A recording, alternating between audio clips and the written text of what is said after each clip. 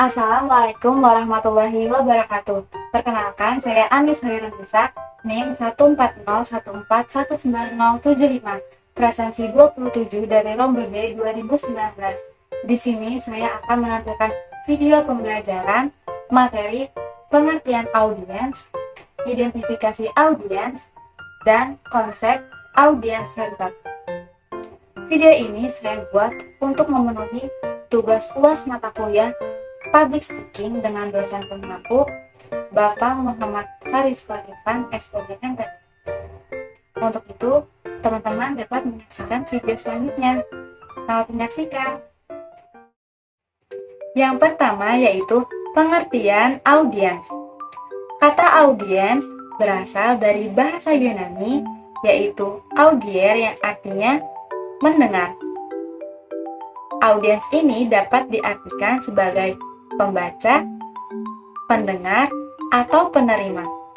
Dalam kajian retorika atau public speaking, kata audiens ini lebih dikenal dengan sebutan halayak.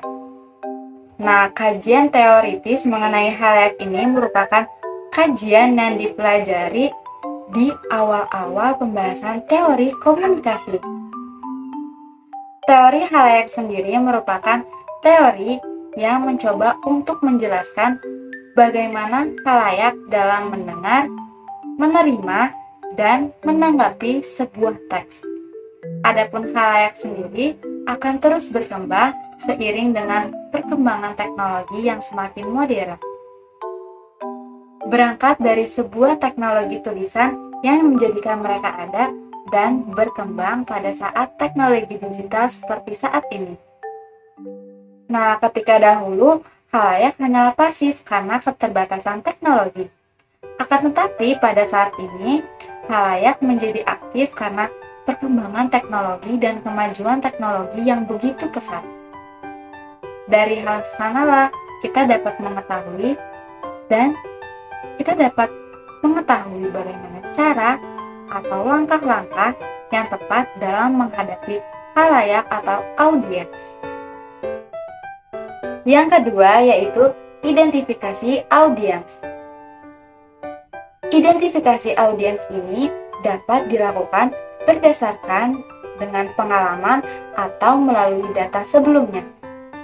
Dalam mempersiapkan public speaking ini, terdapat hal-hal yang perlu diperhatikan oleh public speaker, di antaranya yaitu mengenai latar belakang pendidikan, attitude, dan ketertarikan audiens.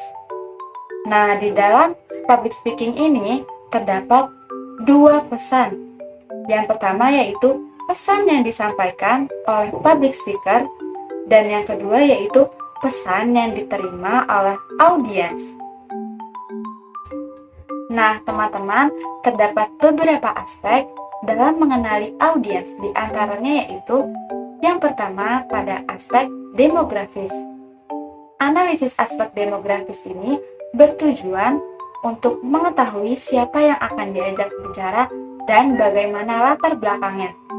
Latar belakangnya ini meliputi tingkat pendidikan, tempat pekerjaan, tempat tinggal, atau meliputi ras, suku, agama, tingkat sastra sosial, dan lain sebagainya. Adapun beberapa pertanyaan yang dilakukan dalam aspek demografis ini diantaranya yaitu dari mana asal daerah mereka, dari mana asal institut perguruan tinggi mereka, dan masih banyak lagi.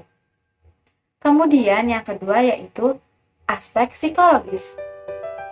Dalam analisis aspek psikologis ini bertujuan untuk mengetahui apa yang sudah dipahami dan dimiliki oleh audiens sebelum mereka mendengarkan apa yang disampaikan oleh pemateri atau public speaker. Analisis yang dilakukan ini sebagai contoh, masalah apa yang sedang mereka hadapi saat itu. Kemudian yang ketiga yaitu aspek kontekstual.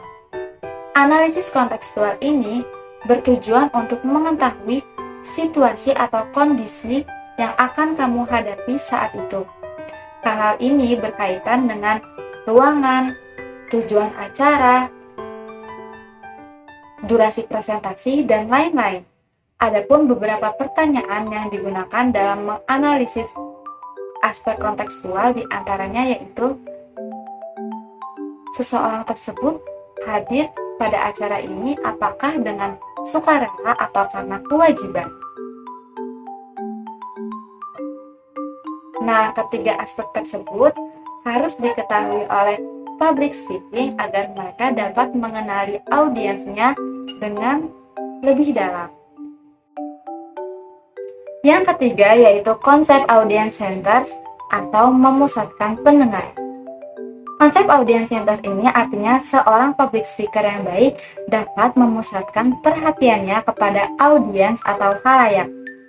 Public speaker berusaha memperoleh respon yang baik dari audiens. Public speaker dalam memusatkan pendengar harus mengetahui kepada siapa ia berbicara, apa hasil yang ingin dicapai, dan bagaimana menyampaikannya. Dengan menjawab beberapa pertanyaan sebelumnya, maka akan mempermudah seorang public speaker untuk memilih topik, menentukan tujuan spesifik, menyusun pola utama dan pendukung, pengorganisir pesan, dan proses penyampaiannya materi.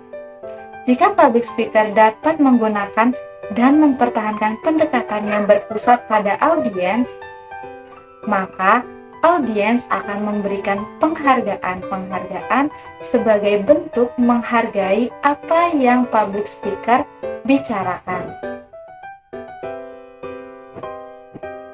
Itu saja penjelasan dari saya mengenai pengertian audiens, identifikasi audiens, dan konsep audience center. Apabila ada salah kata, mohon dibukakan pintu maaf yang sebesar-besarnya. Sampai jumpa di video-video selanjutnya.